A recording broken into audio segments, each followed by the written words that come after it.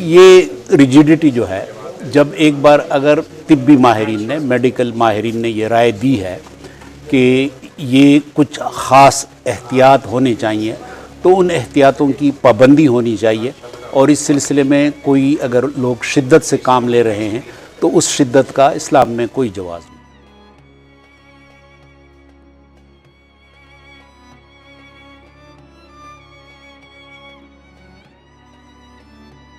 اس کا طریقہ یہ ہے کہ پہلے تو ان کے ساتھ انگیج ہوا جائے، اگر وہ گفتگو سے، مکالمے سے نہیں مانتے تو پھر یقیناً ریاست کو کچھ اقدامات کرنے ہوں۔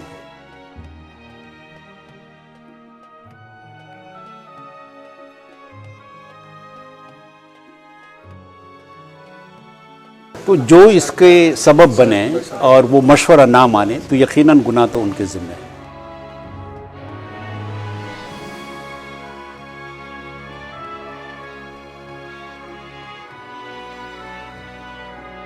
کہ جب فرض عبادتیں بھی منقطع ہونے کی، معطل ہونے کی باتیں ہونے لگی ہیں، تو اس کا مطلب یہ ہے کہ باقی نوافل کے درجے کی چیزوں پر اصرار کی تو کوئی جواز باقی نہیں رہتا۔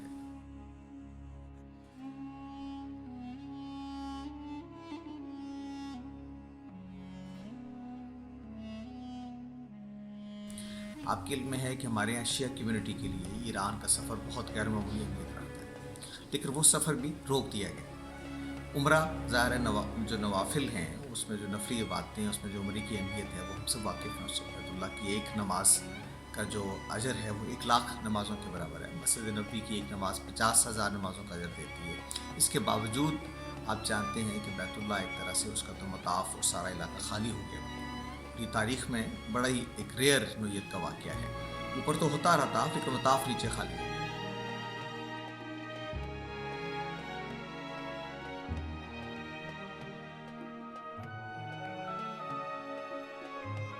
اس کا مطلب یہ ہے کہ انسانی جان کی حرمت، اور یہ رسالت مآب صلی اللہ علیہ وسلم نے خود فرمایا تھا اپنے خطبہ حجۃ الوداع کے موقع کہ انہوں نے کہا تھا کہ کون سا دن ہے، یہ کون سا مہینہ ہے، یہ کون سی جگہ ہے۔